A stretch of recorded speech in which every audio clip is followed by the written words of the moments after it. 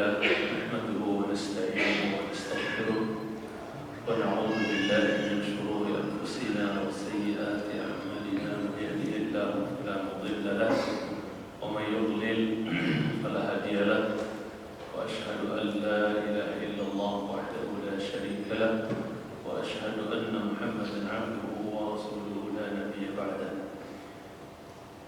يا أيها الذين آمنوا اتقوا الله وقولوا قولا سديدا يصلح لكم أعمالكم ويغفر لكم ذنوبكم ومن يطع الله ورسوله فقد فاز فوزا عظيما. أما بعد إن أصدق الحديث كتاب الله وخير الهدى هدى النبي صلى الله عليه وسلم وشر الأمور محدثاتها وكل محدثة بدعة وكل بدعة ضلالة وكل ضلالة في النار. أما بعد إخوة الإسلام yang saya hormati, kita lanjutkan pelajaran kita dari kitab Sahih Adabil Mufrad. Di akhir paragraf penjelasan hadis yang sudah kita sampaikan sebelumnya, hadis Abdullah bin Amr radhiyallahu taala anhuma, bahwa termasuk dari dosa-dosa besar seseorang mencerca kedua orang tuanya. Ya. Bentuk seorang mencerca kedua orang tuanya adalah dia mencerca seseorang, kemudian orang tersebut mencerca bapaknya atau ibunya. Jadi dalam artian dia menjadi sebab orang tuanya dia dicerca atau dicela oleh orang. Dalam sebagian riwayat, la'anallah man la'na walidayhi. Allah melaknat siapa yang melaknat kedua orang tuanya. Allah melaknat anak yang melaknat kedua orang tuanya. Maksudnya adalah dia menjadi sebab orang tuanya dilaknat orang. Si A sama dengan si B berantem, maka si B karena kesel sama si A, maka dia melaknat kedua orang tuanya si A. Menceritakan Allah SWT. Jadi dengan sebab berantemnya si A dengan si B, akhirnya orang tuanya si A jadi dilaknat oleh lawan berantemnya. Jadi berarti si anak ini telah menjadi sebab orang tuanya dilaknat orang. Dan ini termasuk dosa besar. Jangan sampai kita menjadi sebab orang tua kita dicerca orang, atau jangan sampai kita menjadi sebab orang tua kita dilaknat oleh orang. Kemudian sisa penjelasannya dari hadis yang kita bacakan adalah ucapan Syekh Abu Muhammad bin Abi Hamzah Jamrah. Dia mengatakan fihi dalilun ala 'idhami haqqil abawain. Dalam hadis yang sudah kita sampaikan di pertemuan sebelumnya menunjukkan betapa besarnya hak kedua orang tua. Sangat besar sekali hak kedua orang tua. Wa fihi al-'amal bil ghalib. Dan di dalam hadis tersebut menunjukkan praktik atau amalan tersebut dengan ghalib, maksudnya dominannya. Li'anna alladhi yasubbu aba rajuli yajuzu an yasubba al-akhar abahu. Dikarenakan bahwasanya orang yang mencerca bapak seseorang, seseorang yang mencerca bapak orang lain maksudnya, itu asalnya adalah boleh untuk dia membalas mencerca bapak orang itu juga. Si A mencerca bapaknya si B, maka si B juga pada asalnya boleh mencerca bapaknya siapa? Bapaknya si A, gitu kan. Asalnya seperti itu, boleh gitu kan. Ya, mencintai karena Allah SWT. Tapi kata beliau, wa yajuzu an la yaf'al. Boleh juga untuk dia tidak lakukan. Dalam artian dia tidak balas mencerca bapaknya si A, misalnya si B tidak membalas cercaan dari siapa si A gitu. Ketika orang tuanya dicerca oleh si A, dia tidak membalas gitu. Lakin al-ghaliba an yujibahu binahwi qawlihi. Akan tetapi yang dominan adalah seseorang dia akan menjawab sesuai dengan ucapan si A. Bisa si B akan menjawab sesuai dengan ucapan si B, si A gitu. Si A mencerca orang tuanya si B, maka ghalibnya, dominannya si B juga akan membalas mencerca orang tuanya si A. Mencintai SWT. Wa fihi muraja'atu talibi li shaykhihi fima yaquluhu mimma yushkilu alaihi. Di dalam hadis tersebut juga ini faedah terakhir yang dibawakan adalah hendaknya seorang murid itu murajaah kepada si guru. Ketika ada sesuatu yang misalnya jelimet, sulit, nggak ketahuan maksudnya ini jawabannya bagaimana, ini solusinya bagaimana, ini hukumnya bagaimana, maka di waktu tersebut adabnya seorang murid adalah dia tidak menerka-nerka sendiri, dia tidak bikin statement sendiri, tapi hendaknya dia mendatangi siapa? Sang guru untuk dia tanyakan kepada sang guru tersebut, ini bagaimana? Ya, ini saya nggak ngerti bagaimana solusinya, bagaimana jawabannya. Maka sikap yang baik dari seorang murid adalah dia murojaah kepada gurunya, dia datangi gurunya, dan ini dalam bentuk mengamalkan firman Allah yang sudah kita hafal semua. Fas'alu ahla dzikri in kuntum la ta'lamun. Bertanyalah kepada ahli ilmu jika kalian tidak mengetahui. Baik, kita akan masuk ke hadis yang berikutnya. Ya. Dari Abdullah bin Amr bin Al-As radhiyallahu taala anhuma, hadis ini juga mirip dengan hadis yang sebelumnya jemaah, dan ini tidak ada penjelasan yang panjang lebar. Karena hadisnya sangat singkat dan simpel, bahwasanya Nabi Shallallahu Alaihi Wasallam mengatakan minal kabairi indallahi ta'ala an yastasibba ar-rajulu liwalidihi. Termasuk dosa-dosa besar di sisi Allah adalah seseorang menjadi sebab orang tuanya dicerca oleh orang lain atau dilaknat oleh orang lain, dicela oleh orang lain. Jadi termasuk dosa besar. Jadi bukan dosa kecil ketika seorang anak menjadi sebab orang tuanya dicela oleh orang lain. Ini termasuk dosa besar kata Nabi Sallallahu Alaihi Wasallam. Mungkin sebagian manusia menganggap itu sepele, tapi Rasul katakan di sini minal kabair, mana minal kabair indallah, termasuk dosa besar di sisi Allah. Berarti kemungkinannya adalah di sisi manusia mungkin dianggap sepele, padahal di sisi Allah adalah apa cuma sangat besar. Sesuai dengan firman Allah di An-Nur ayat 15, wa tahsabunahu hayyinan wa huwa 'indallahi 'azim. Kalian menyangka dia adalah sepele, ringan, kecil, enteng, padahal dia di sisi Allah adalah apa? Besar. Dia mencintai semesta. Masa sih gara-gara saya berantem sama orang terus orang tua saya dicela orang, dicerca orang terus saya dapat dosa besar? Masa sih? Mungkin orang akan menganggap itu enteng, sepele, padahal di sisi Allah itu adalah sangat besar. Dan dari sini kita bisa menarik satu kesimpulan lagi bahwa betapa kedudukan orang tua di sisi Allah sangat besar. Sampai kalau anak menjadi sebab orang tuanya dicerca oleh orang, itu termasuk dosa kabirah, dosa besar.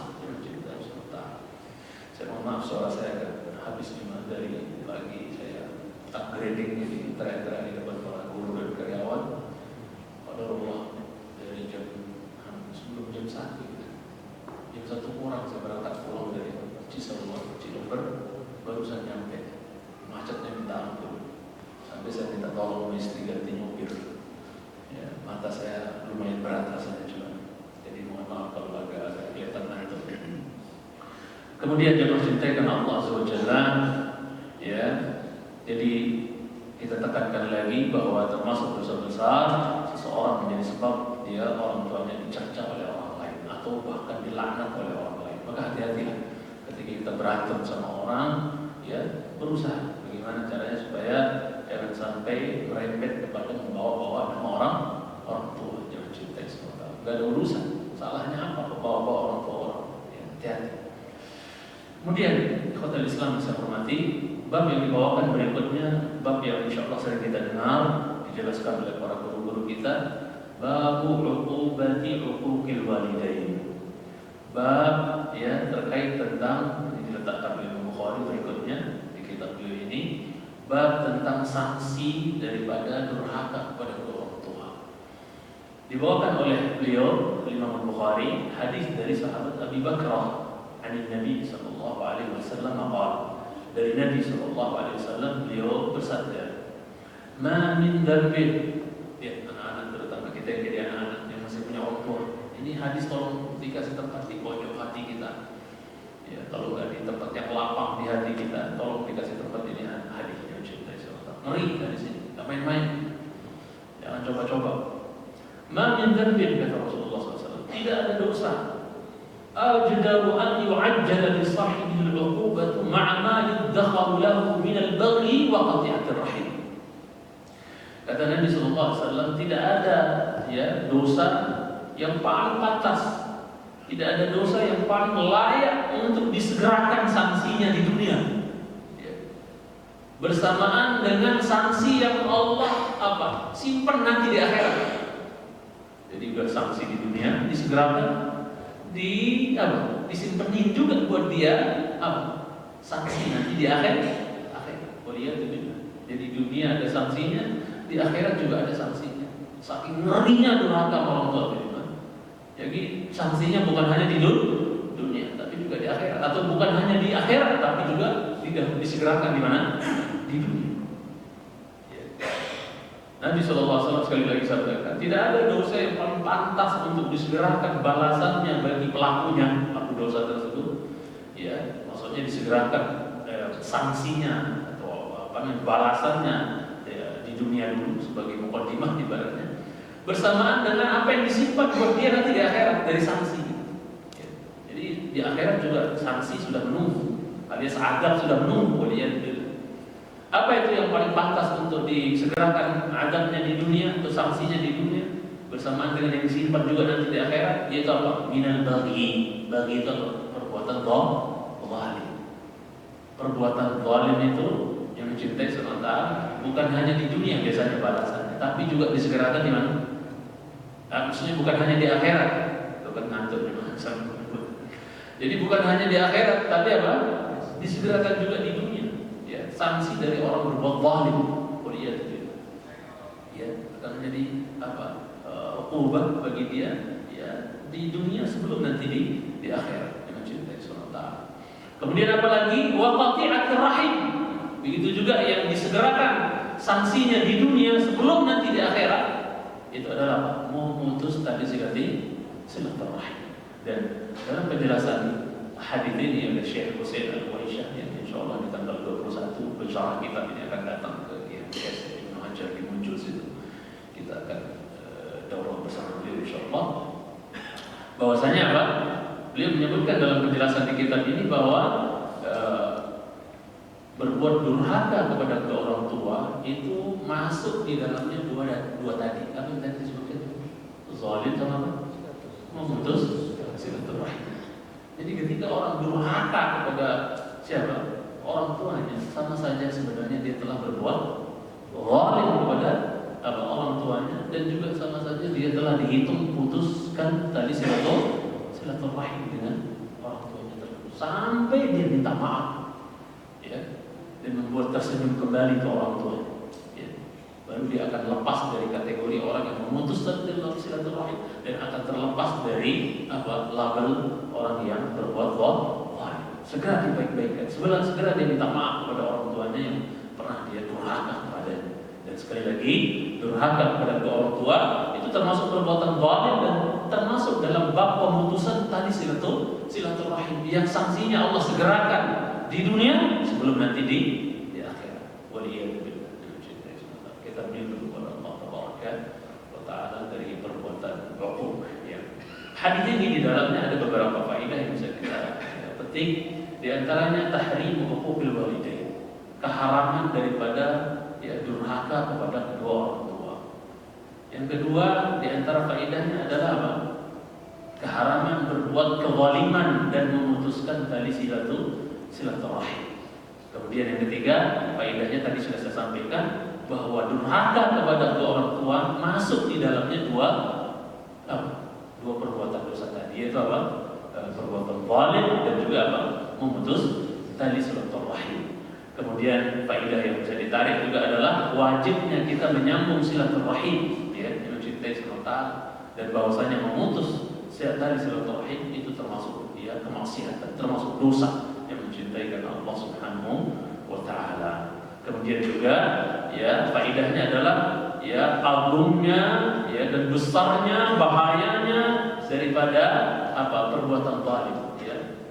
nggak main-mainnya, besarnya, ya bahayanya daripada perbuatan zalim dan juga perbuatan memutuskan dari silaturahim. Yang kedua-duanya adalah termasuk dari dosa-dosa besar yang mencintai Allah Taala. Kata Imam San'ani, kalau seandainya perbuatan zalim itu dosa besar, memutuskan dari silaturahim adalah apa? Dosa besar. Lah kalau dua-duanya gabung, gimana? Dan ternyata dua-duanya gabung di dalam apa tadi? Durhaka.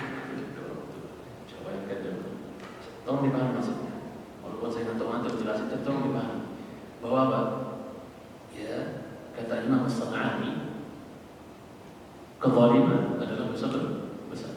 Mutus tali silaturahim adalah dosa besar. Dan dua-duanya ini, ya, maksudnya memutus tali, maksudnya durhaka kepada orang tua masuk di dalamnya dua perbuatan dosa tadi. Nah, kalau seandainya masing-masing tadi zalim dosa besar, perbuatan zalim dosa besar, mutus silaturahim adalah apa?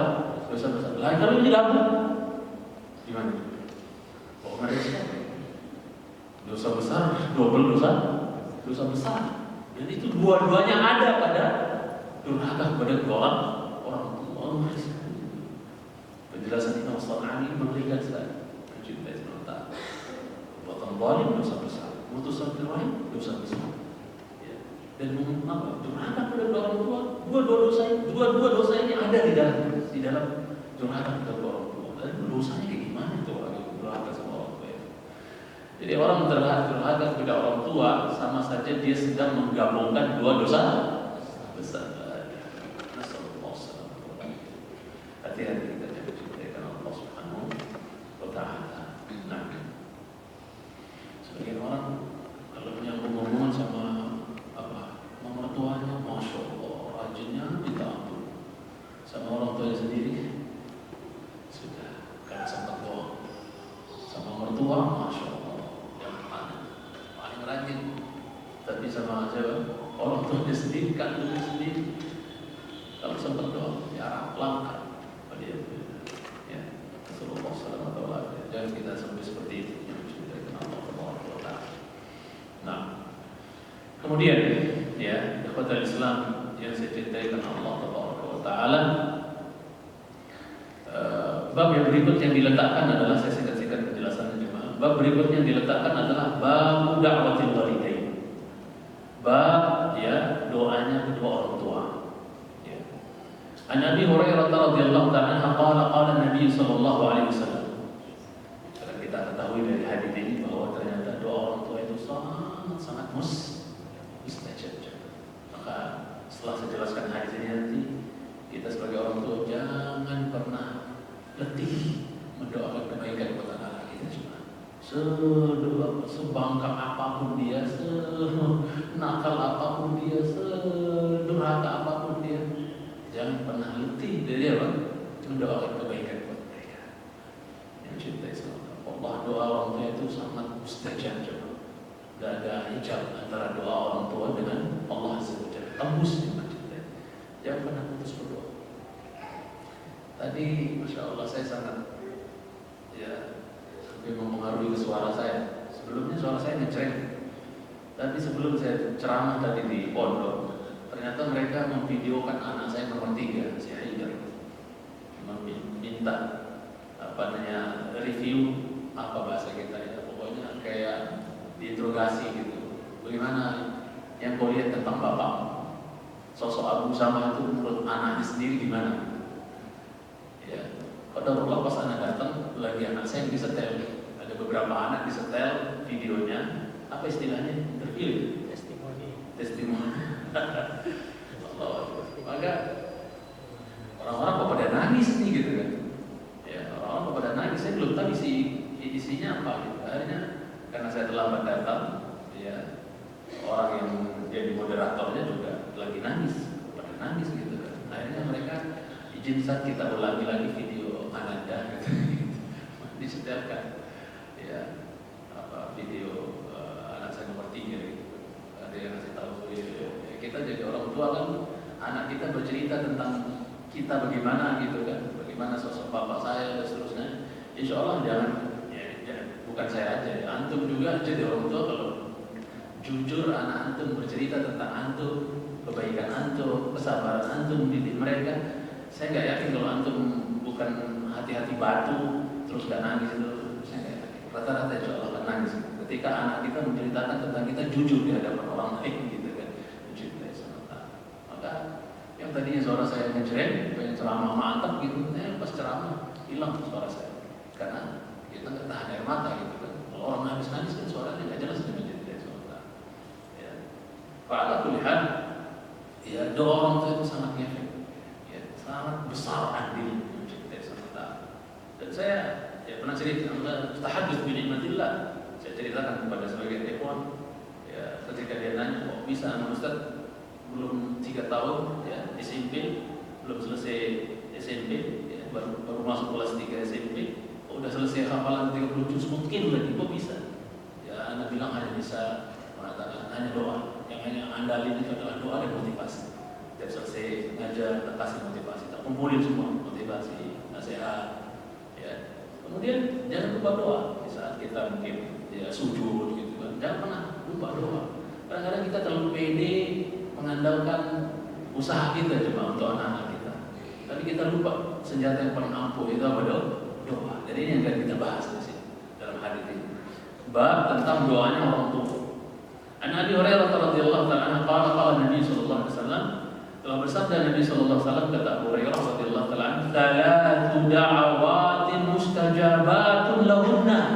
Mudah-mudahan ini menjadi motivasi hadis ini buat kita sebagai orang tua yang mungkin sedang diuji dengan anak-anak kita, sebagai anak kita yang mungkin agak susah, agak bader, mungkin agak nakal, mungkin bahasanya susah diajak baik, susah diingetin sholat atau apa dan seterusnya.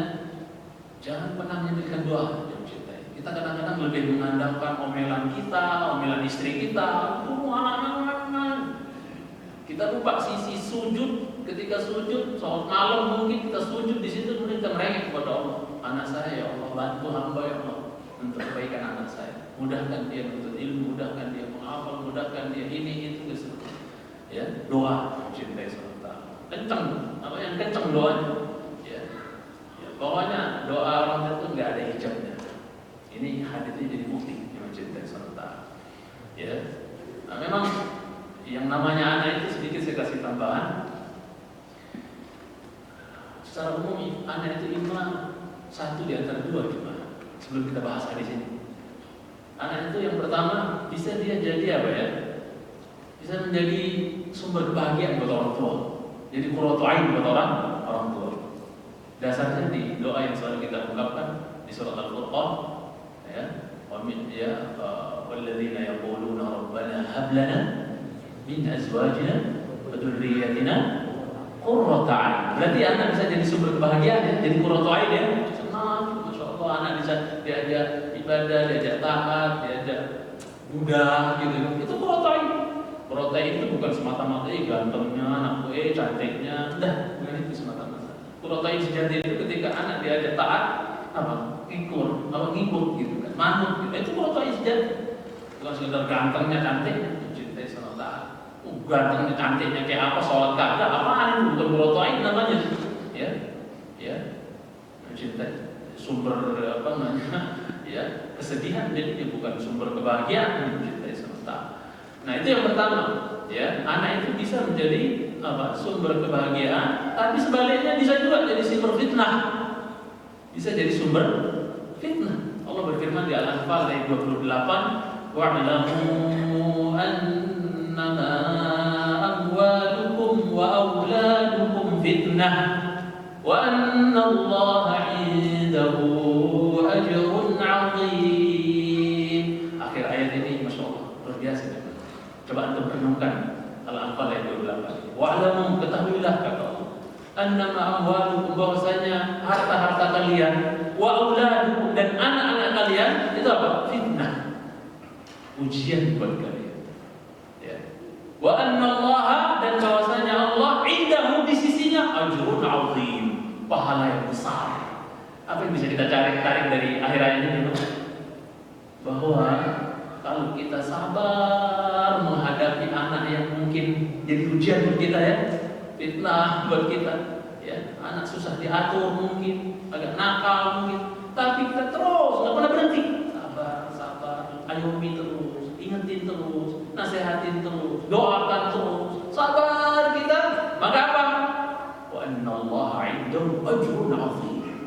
Dan bahwasanya Allah di sisinya ada pahala yang besar. Ini kalau kita pahami akhir ayat ini, bahwasanya kalau kita sabar mendidik anak yang kadang jadi ujian, di sisi Allah pahala yang besar, umum, nggak ketahuan level pahalanya saking gedenya di Majelis Sunata. Orang tua kalau yang benar-benar memahami dan merenungkan akhir ayat ini di Al-Anfal ayat 28 ini, dia nggak akan pernah capek dalam mendidik anak, senakal apapun. Masa sih suatu saat nggak ada waktu, nggak ada momen atau waktu dia untuk luluh hatinya. Saya akan sabar terus, ingetin terus, nasihatin terus. Masa sih dia nggak lulus suatu saat? Terus dengan cintai. Kalaupun apa? Kalaupun belum berhasil juga, ingat, ya pahala sudah pasti tetap. Allah katakan wa anallahu 'indahu ajrun 'azim, dan bahwasanya Allah di sisinya pahala yang besar atas kesabaran kita menghadapi anak kita yang kadang jadi fitnah buat kita. Yang cintai sementara. Bahkan parahnya lagi di surat At-Taghabun ayat 14, anak itu bisa menjadi apa? Musuh. Bukan hanya fitnah, tapi musuh. Ya, Allah berfirman, ya ayyuhalladzina amanu inna min azwajikum wa auladikum aduwwan lakum fahdharuhum. Ya. Fahdharu. Wa in ta'fu wa tasfahu wa taghfiru fa innallaha ghafurur rahim. Hai orang beriman, sesungguhnya sebagian dari istri-istri kalian dan sebagian dari anak-anak kalian itu ada yang menjadi apa? Musuh bagi kalian. Ya. Kadang dalam musuh dalam agama kadang ada.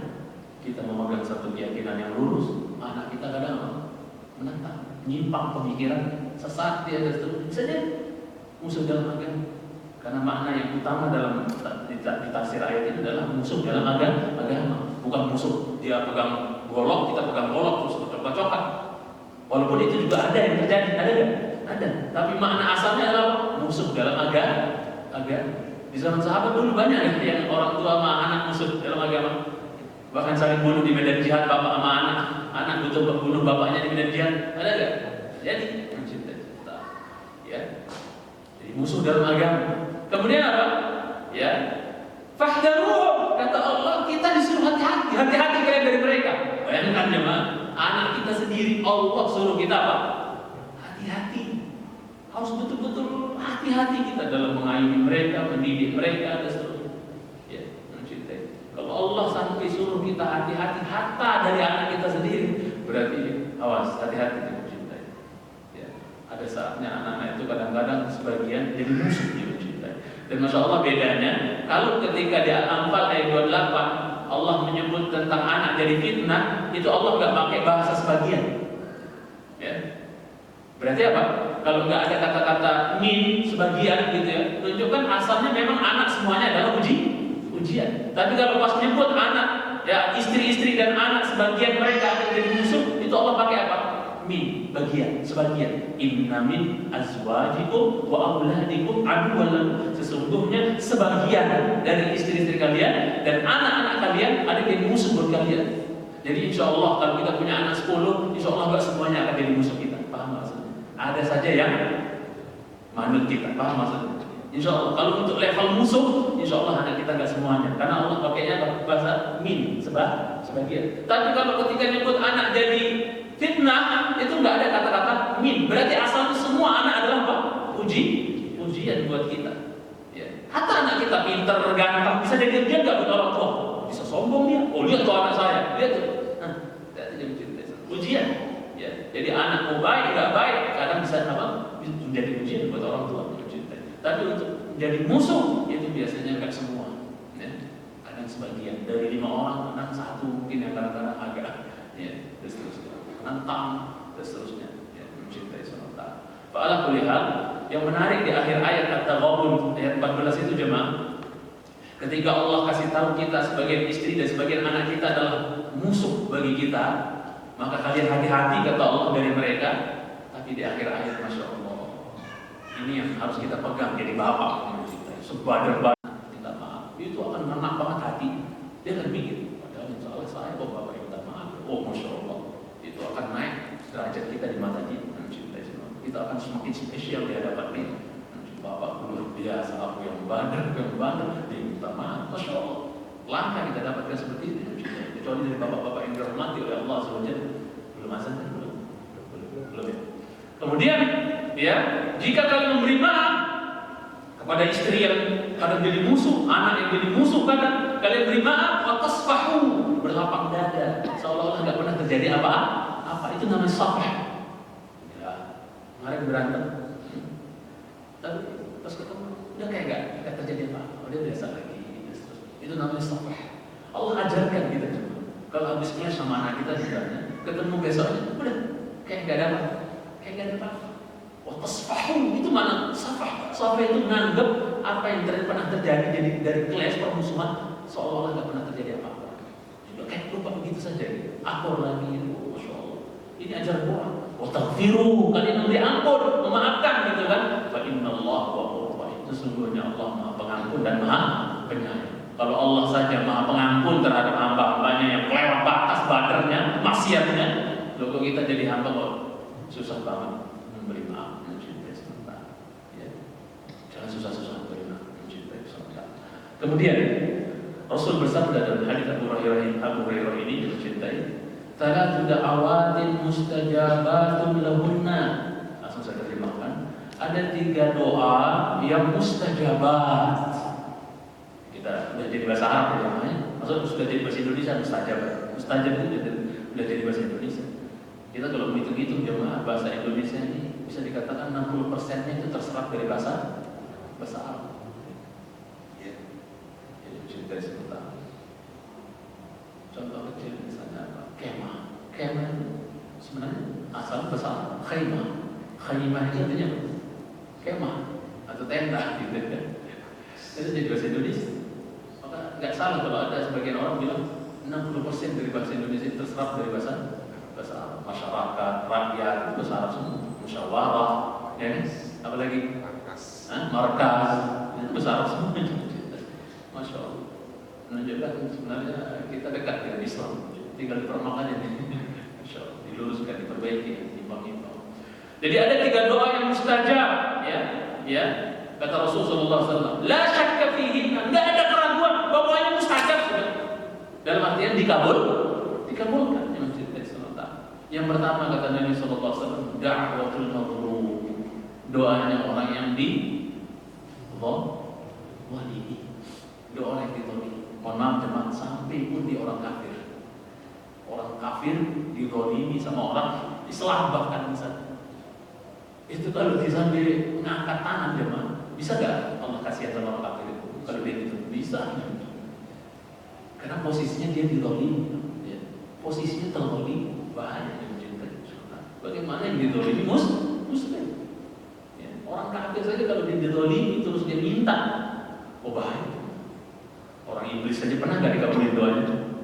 Iblis minta umur panjang, ya, biar nggak mati sampai kiamat. Dikabulkan nggak sama Allah? Itu iblis mencintai. Ya, iblis. Bagaimana sekedar kafir gitu? Kalau dia kondisi didolimi. Dia kondisinya ditolimi, bisa dikabulkan. Bagaimana kalau yang ditolimi orang muslim? Hati-hati cerita. Karena doa orang yang tertolimi itu sekali lagi nggak ada hijab kata Nabi SAW. Wattaqi da'watal mazlum, Mu'ad.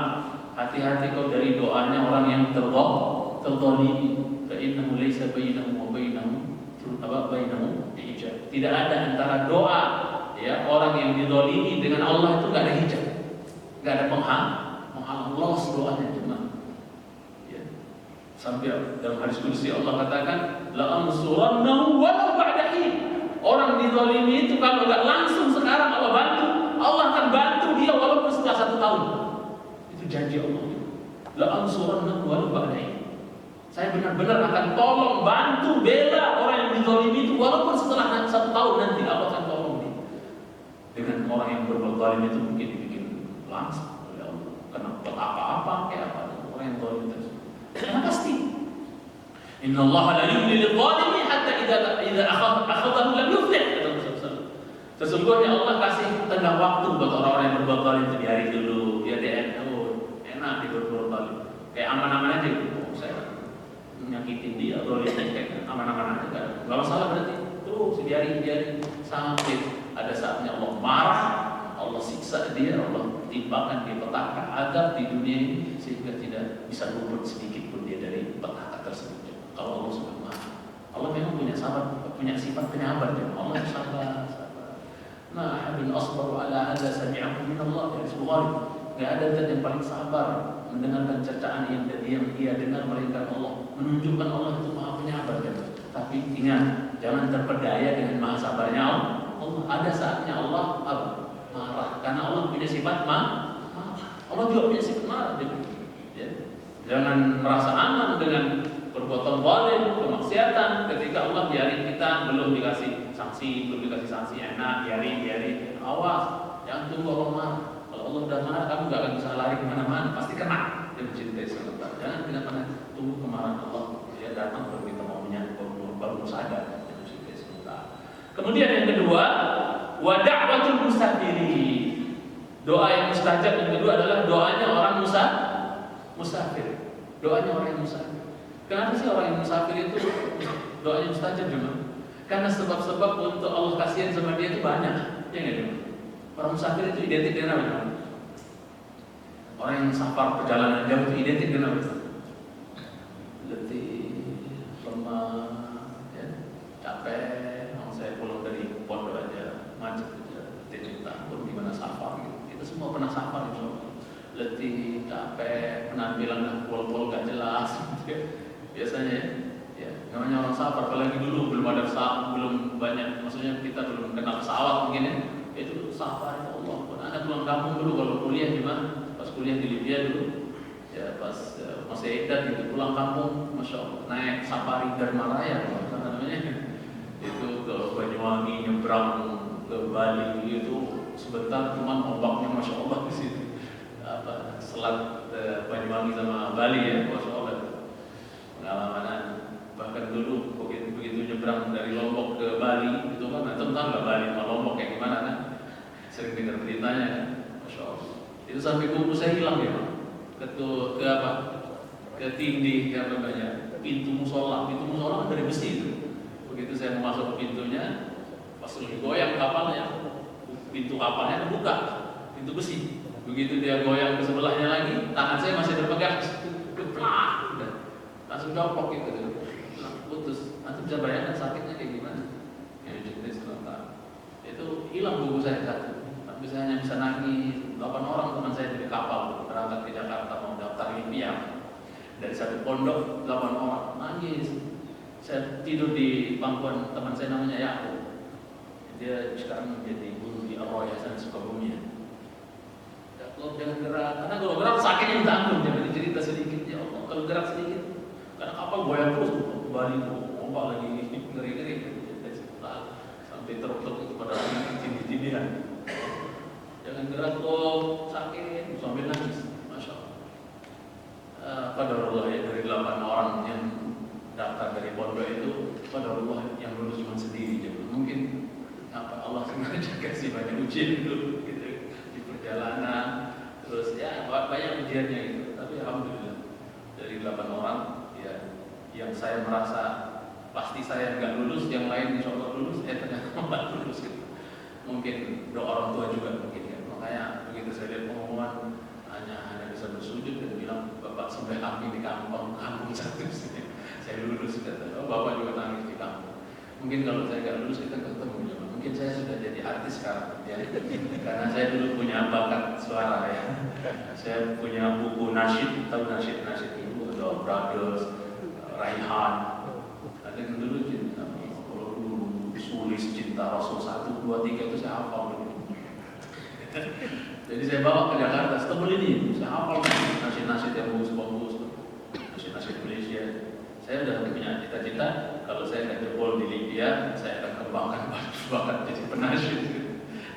Karena sudah ada yang mau nampung gitu menjadi grup nasyid gitu. Mungkin kalau saya nggak lulus saya lagi berdiri nasyid. Alhamdulillah Allah berkehendak lain. Jadi orang musafir itu identik dengan memang lusuh, kesian, capek, letih, kadang bekal udah kurang, maka sebab-sebab untuk Allah kasihan kepada dia banyak. Paham maksudnya? Ya. Sehingga Allah kasihan sama dia banyak. Sehingga kalau musafir angkat tangan, kita bagaimana? Doanya mustajab. Maka kita nyaris kita di rata-rata sering safar lah ya. Paling tidak pulang lebaran, mungkin ke Jawa, ke Padang, kemana. Dalam perjalanan itu apa sih susahnya aja? Masa metin gitu kan? Kita lagi daripada nganggur-nganggur di kursi, di kapal, di peri apa gitu kan. Tapi berdoa sama Allah juga. Itu lagi jempol itu lagi di masjid.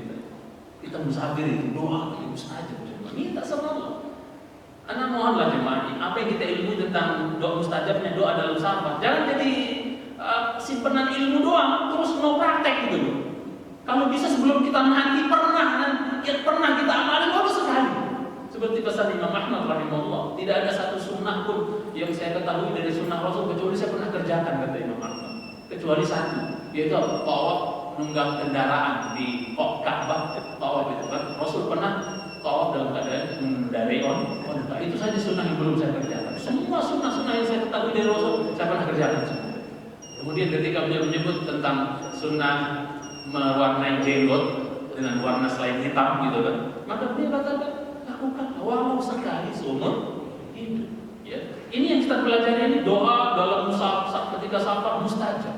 Kalau bisa bukan jadi pengetahuan doang. Ketika kita praktek nanti pulang kampung dan berdoa itu nggak mesti angkat tangan. Antum sambil nyetir ke Jogja misalnya, sabar, capek berdoa. Allah, anakku ya Allah, rezeki ya Allah apa? Minta sama mustajab. Nabi yang bilang, kita bercanda sama Nabi kita. Nabi yang bilang doa mustajab itu mustajab. Yang terakhir, karena mungkin setelah adzan kita langsung selesaikan dulu, saya istirahat cuma. Wa da'watul walidaini ala waladihima. Yaitu apa? Yang mustajab itu doa apa? Doa keburukan seorang orang tua terhadap anak. Jangan sampai orang tua mendoakan keburukan buat anak. Jadi ini kita ambil pelajaran bahwa kalau doa keburukan saja itu mustajab, bagaimana kalau anak didoakan kebaikan oleh orang tua? Insya Allah lebih mustajab lagi. Jadi jangan sampai kita doakan keburukan buat anak kita cuma. Semoga kita nakal banget kamu ini, semoga kau ketabrak tronton. Kalau benar-benar ketabrak saya akan nangis, saya pengen mewek, saya menyesal, sehat. Nanti ada kita bawakan juga hadisnya bahwa gak boleh kita doakan keburukan buat harta, gak boleh kita doakan keburukan buat diri kita sendiri, gak boleh doakan keburukan buat anak-anak kita, bahkan gak boleh doakan keburukan buat kendaraan kita. Gak boleh juga. Nanti kita sampaikan pertemuan akan datang. Mungkin saya cukupkan sampai di sini saja. Yang sedikit ini mudah-mudahan ada manfaatnya. Barakallahu fikum. Wassallallahu ala Muhammadin wa ala alihi washabbihi wasallam. Subhanakallahumma wa bihamdik, asyhadu an la ilaha illa anta, astaghfiruka wa atubu ilaik. Assalamualaikum warahmatullahi wabarakatuh.